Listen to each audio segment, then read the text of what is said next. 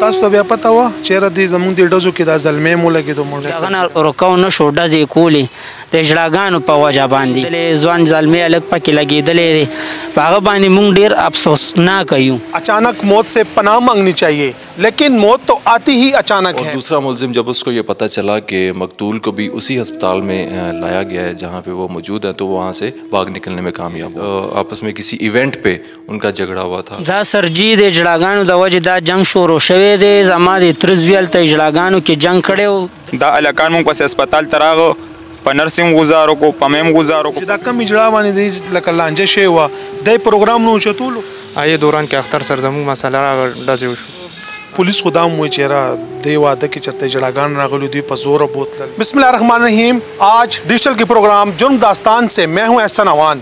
नाजरीन, कहते हैं अचानक मौत से पनाह मांगनी चाहिए लेकिन मौत तो आती ही अचानक है. जी हाँ, मैं बात कर रहा हूँ पिश्ताखरा के इलाके में पेश आने वाले अफसोसनाक वाक़े की. जिस तरह आपको मालूम है कि 15 नवंबर को दो फरीकैन के दरमियान फायरिंग के नतीजे में महज 5 दिन का दुल्हा जद में आकर अपनी दुल्हन के सामने मौत की वादी में चला गया. इस वाक़े के हवाले से हमने पहले भी रिपोर्ट की थी, वो भी आपके साथ डिस्क्रिप्शन में शेयर करेंगे. जबकि आज मैं मौजूद हूँ SP कैंट के ऑफिस में और यहाँ उन जालिमों को पुलिस ने गिरफ्तार कर लिया जिनकी फायरिंग से बदकिस्मत दुल्हा जिसका नाम साद ज़ेब था जाँ बाग हुआ. हम मुलजिमों से भी बात करेंगे और पुलिस ऑफिशियल से भी खुसूसी गुफ्तगू करेंगे, तो हमारे साथ ही रहिए. हाँ जी नाज़रीन, इस वक्त मेरे साथ वो मुलजिमान मौजूद है जिनकी फायरिंग से बदकिस्मत दूल्हा जाँ बाग हुआ था. इनसे बात करते हैं. अस्तासु नम दे हमजा दस किस्सा हुआ सर जी. دا زموږ مخکې پروګرام کې واده پروګرام کې لانجه شوې دی. هلک سر تنازه وه چا سره؟ اختر علي او ریاض سره. واده پروګرام کې سې جړاګانو پروګرام واده جړاګانو په سر جګړه شوې؟ نه جړه په سر نه وه. زموږ د اختر علي خپلو کې لانجه راغلی واده کې. واده کې بیا هغه نه پس ته یې نه پس بیا موږ نه هفته پس نه باړه ګیټ کې را روان و. دي را باندې شانه را باندې فایرنګ وکړو. بس هغې فایرنګ دوران کې موږ هم فایرنګ وکړو. هغې کې اختر علي لو دا بل کس اختر علي پکې لګېدلی؟ اختر علي ولګېد، زه ولګېدم، تره زوی وقار مې ولګېد. دا ستا تره زوی دی؟ او جي.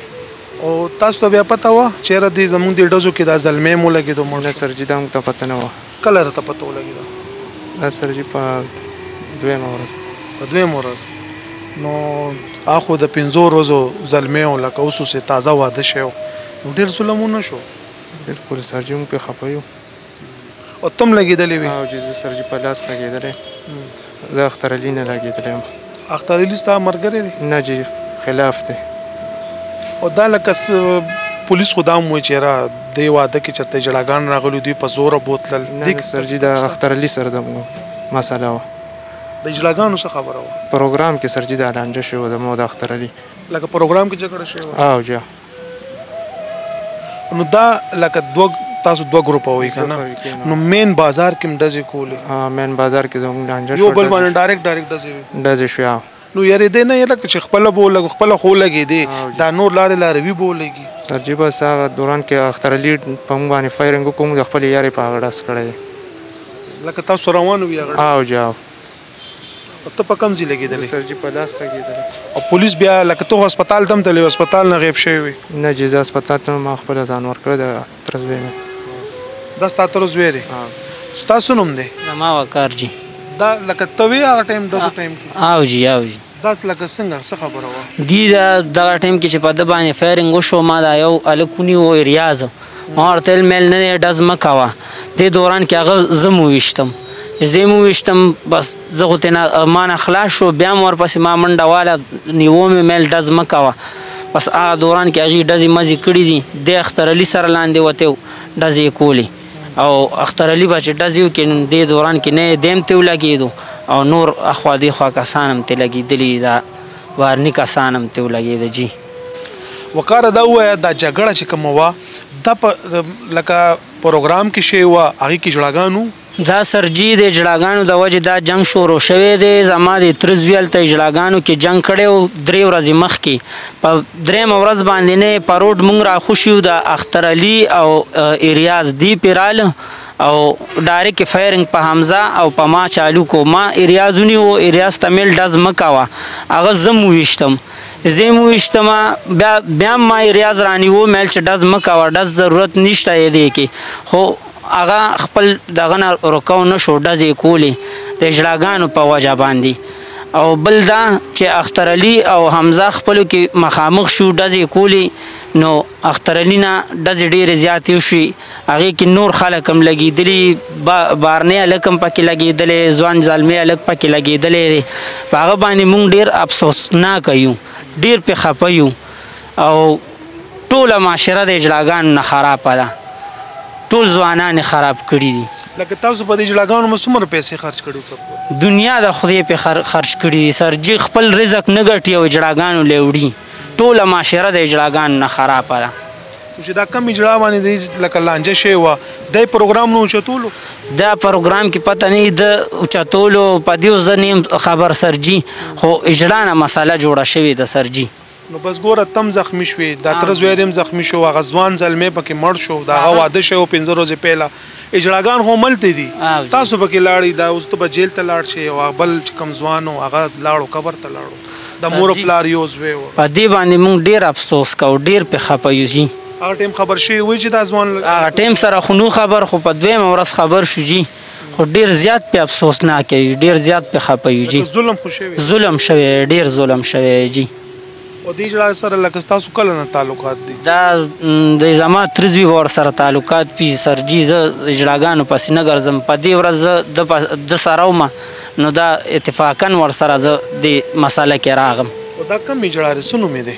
اجړا سرجي زموږ اجړا سرسبتاون و زما اختر سره مسله وه هم پروګرام کې شوی موږ پروګرام له تلو هغې دوران کې اختر سره زموږ مسله راغله ډزې وشو هغې زه دغسې تنازع جوړه شو زه یې وال ستاسو په ډزو باندې هغه د مور پلار یو زوی لاړو دی دنیا نه څه وی دی باندې او بس خفه یو پې جی ناظرین میرے ساتھ اس وقت دوسرا فریق موجود ہے جو اس وقت شدید زخمی بھی ہے آئین سے بات کرتے ہیں ستاسو نوم دی زما اختر علي دا څه خبره وه جی دا زمونږ کویدن وه او د هلکان نه هغه پکې ورانیو کو بیا زمونږ دوی سره لږ خپلو کې خلم لم وواله بیا دوی لاړه بس مونږ پسې مشران جرګې لولېږل بیا دوی مونږ تړکې ساتلې وه زه را روان وم د باړه ګیټ نه راوړېدم دوی مونږ پسې شو په ګاډي باندې ما ورته چې زموږ تاسو تړکې څه نشته موږ تړکې سمه ساتئ زه یې په موټرسایکل رالړی کړم چې زه راپاڅېدم ما سره د یو ملګري لاس واچولو چې څنګه یې لاس واچولو هغه نه ما ځان خلاص کړو چې داسې شوم به دغه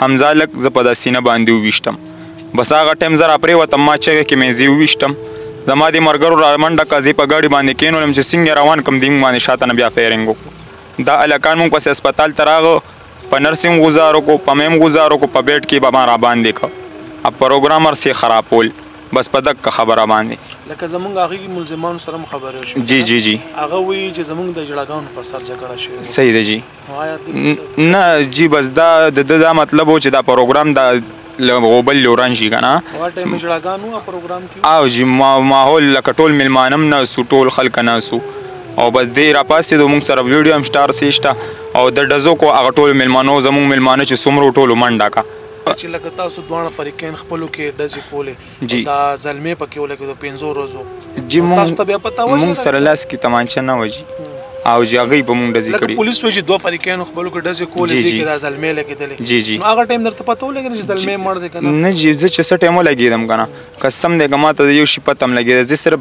هسپتال ته ورسېدم او چې هلته سم لاستم دی هلک په ما غوزار وکړو نو اکه ټایم زه د ده په غوزار باندې پوه شوم جی موږ په ده باندې خپل هم خفه یو او لږ نه ډېر زیات پې خفه یو ډېر کافي پې خفه یو خو بس اوس څه ووایو هغه هم کمکل شو بالکل جی صحیح دی جی قسم دی موږ پې د خپل ځان نه هم زیات خفه یو زه چې په هوش کې راغم زما د ټانکي ولګېدې او ما ته پته ولګېده نو قسم دی چې ما ژړل ما وی چې دا څه چلو شو جی ناظرین اس تک میرے ساتھ ایس پی کینٹ اعتزاز عارف موجود ہے ان سے بات کرتے ہیں سر بہت شکریہ یہ بتائیے افسوسناک واقعہ کب پیش آیا تھا یہ افسوسناک واقعہ پچھلے ہفتے پیش آیا جب ہمیں رپورٹ ملی کہ دو فریقین کے درمیان کراس فائرنگ ہو رہی ہے اور اس میں ایک راہگیر لگ گیا ہماری پولیس ٹیم موقع پر پہنچی انہوں نے موقع کا وزٹ کیا اس کے بعد پتہ چلا کہ فریقین دونوں زخمی ہیں راہگیر بھی زخمی ہے اور ان کو ہسپتال لے جایا گیا ہم ہسپتال پہنچے تو وہاں پتہ چلا کہ ایک فریق جو ہے وہاں پہ زخمی پڑا ہے اور دوسرا فریق وہاں سے رفو چکر ہو گیا اور جو مقتول ہے وہ وہاں پہ جاں بحق ہو چکا ہے उसके बाद हमने CCPO साहब ने इस चीज़ का नोटिस लिया सख्ती से और मेरी सरबराही में एक टीम फॉर्म की। मेरे साथ SHO इफ्तिखारा SHO सरबंद थे।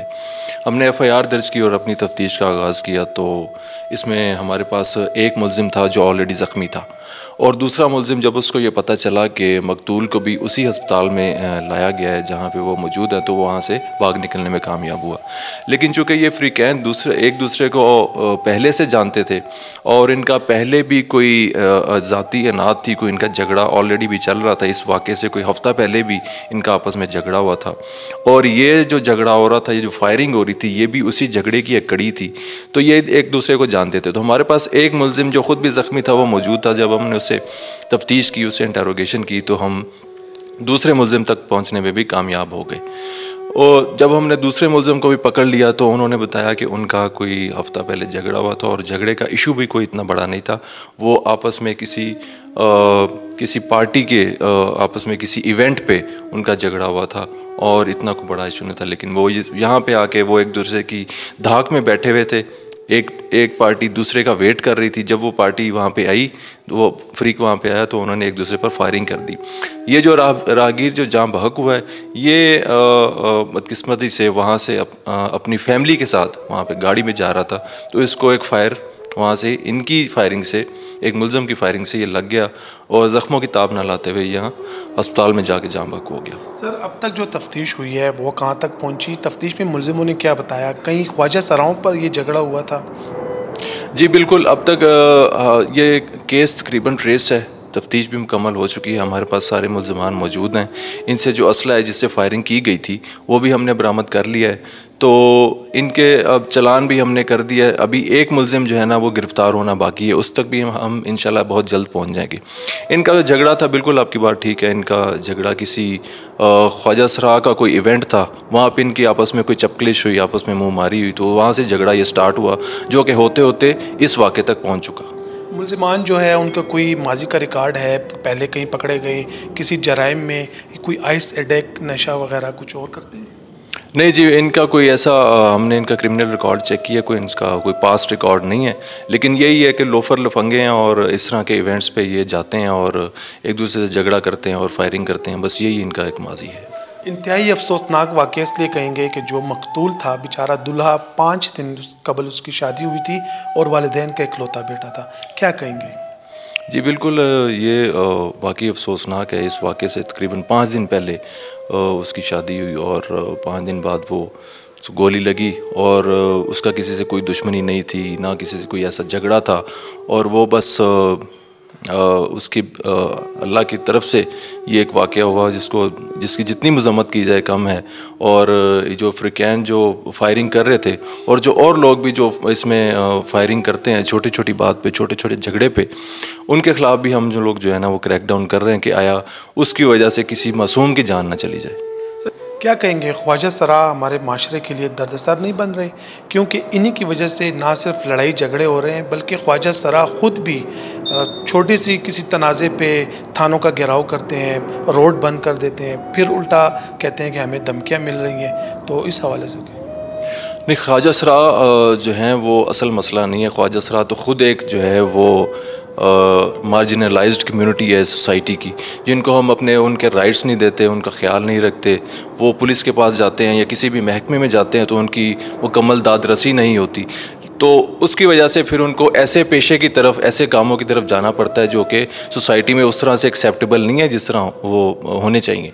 तो मेरे ख्याल से इनके पीछे जो झगड़े होते हैं वो अपनी किसी ज़ाती इनाद की वजह से होते हैं। अगर आप इन ऐसी कम्युनिटीज़ को उनकी राइटफुल जगह दें सोसाइटी के अंदर, तो मेरे ख्याल से इन झगड़ों पे काबू पाया जा सकता है। नाजरीन, रोज़े अव्वल से कुदरत का ये कानून है कि जो इस दुनिया में आया है वो ज़रूर एक ना एक दिन इस दुनिया से जाएगा। अल्लाह पाक हमें ऐसी नागहानी आफतों से बचाए जिस तरह पिश्तखरक के इलाके में पेश आने वाला अफसोसनाक वाक़या है, जिसमें 5 दिन का दुल्हा और वालिदैन का इकलौता बेटा ऐसे ही अचानक मौत का निशाना बना। अगले प्रोग्राम तक इजाज़त दें। अल्लाह हाफिज़।